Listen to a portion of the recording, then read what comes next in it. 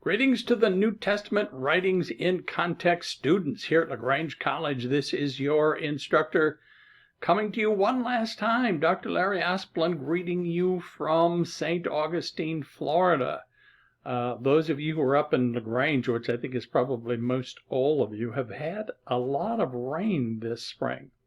And so I've certainly been thinking about you and praying for you all during this time. But here we are coming to the end of a very, very difficult but challenging semester. I can't tell you how proud I am of all of you, of the tremendous work that you've done, the thoughtful, diligent, intelligent work that you've done in this class. And I just pray that it's been a blessing to you. I know that it has been to me, so I wanted to stop by this evening and welcome you to Lesson 7 and give you a sense of the very last leg of this class, what it is that we're going to be accomplishing together.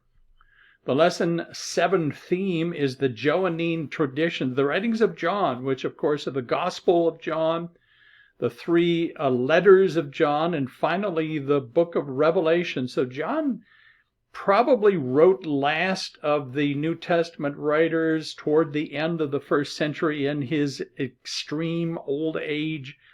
Some would say that he was the only apostle who did not die as a result of martyrdom.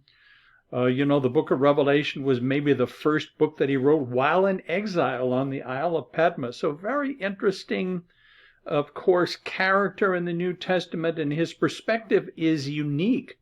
And so we're going to take some time to look at all of his writings together in Lesson 7.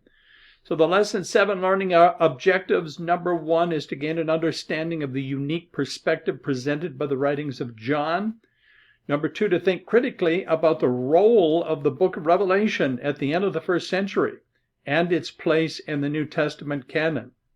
So the church began to experience occasional organized campaigns of persecution against the Christ followers by the Roman Empire, by the Roman emperor. And they weren't just, little persecutions. They were massive scales of executing Christians in a variety of creative ways, as only the Romans could do.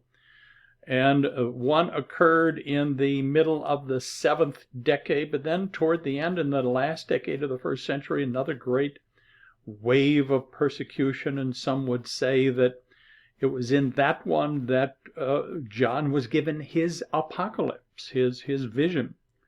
And then objective number 3, to communicate clearly about these ideas, of course, in a discussion forum.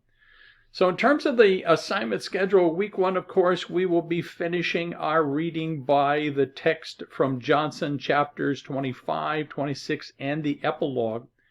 And then you will write a faith reflection paper. Every one of our core classes in the religion and philosophy program include a faith reflection paper. So that will be your written assignment, kind of the same. I'll grade it the same as I have your reflection essays, minimum of 500 words, etc. But this one is more personal, and it simply asks you to discuss how the course has influenced your personal faith journey.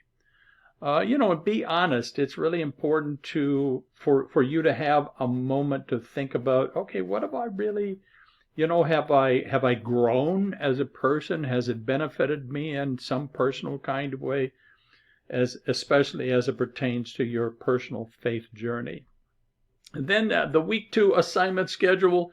First of all, you will be reading the first letter of John and the book of Revelation in the New Testament.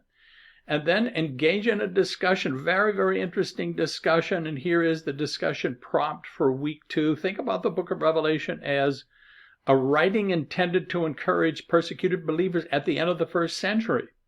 And if you were one of those believers, how would reading the Revelation encourage your commitment to Jesus? Not just, it wasn't just designed to scare people. It really wasn't, unless they were on the wrong side of the issue, but was designed to provide hope. A blessing was often pronounced on those who would persevere.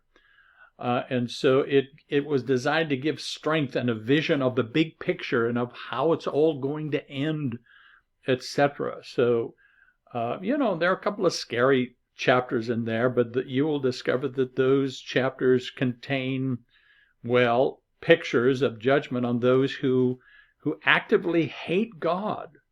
So it's kind of hard to imagine that. I suppose that it's possible for one to hate God. But those who are committed to Christ are having, a very different kind of experience. And so it's an interesting kind of a take. I think it's important for us because it's in the New Testament and was very important to those saints at the end of the first century. And, periodically it comes back up again. Certainly during the times that we live in now, comes back up again as being relevant. So final assignments, there will be a final exam. I will open it up for you at the beginning of week 2. It's another take-home open book short answer essay exam. So like with a midterm, there will be 5 questions from the readings in the text by Johnson, drawn from lessons 4 to 7.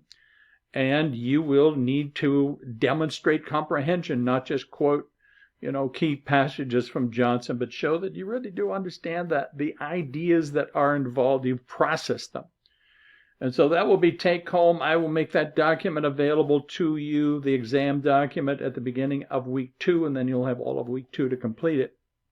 Then, of course, the research paper, we've had opportunity to discuss that more than once in video announcements. There are very detailed instructions, of course, in the course syllabus and on our Connect site. And so that will be coming up at the very end of the class. And so that's just an opportunity for you to do some individual work. Find a topic, and I've given you several ideas in the syllabus. Find a topic that you would find interesting. Dig down into it. Take some time to do some extra work and hopefully find it to be useful, enjoyable, especially if you like research. I think you will enjoy this exercise. So I kind of like this little cartoon. I don't want to make light of it, but there's, especially, with this pandemic that we're experiencing, you have the one guy out in front saying, the end is near. And then another guy saying, this will never end. Your optimism disgusts me. So we have all kinds of attitudes, as you well know, in the midst of a crisis. Occasionally, we have a worldwide crisis like we're having now. It gives us opportunity to pause and reflect. Okay, what is the big picture? What are the final issues? What are the values that I need to be reflecting on for my own personal life, as well as in our community, etc.? So it's one of those opportunities for us to certainly to increase our faith, also our understanding, and be clear once again as to, history is not going round and round and round in a circle. History is going somewhere, and there will be a destination. And so it's good for us to occasionally, not as an escape a strategy, but occasionally to pause and to think about it. So it's going to be a great end to this class. I'm enjoying it so much. I will be here with you right up to the end, ready to serve you. So don't hesitate to let me know how I can help you here at the end. Certainly, I'm confident that you are all going to do very, very well. And, you continue to be in my prayers every day. Let's keep praying for one another. We have folks, as you know, in the nursing community.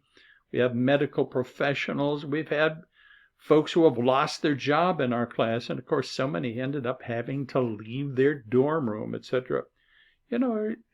For me, and I am an optimist, I see that we're all going to get back. But on the other hand, I don't know that I want to just get back to business as usual. Let's learn some good lessons. Let's allow it to refine our values and our priorities, and then decide that, that was really horrible. But I learned some stuff, and I grew, and so it was okay. Now let's move on and do better. So God bless you, everybody. I'm here for you, remembering you, thinking about you, remembering you in my prayers every day. Just have a wonderful week.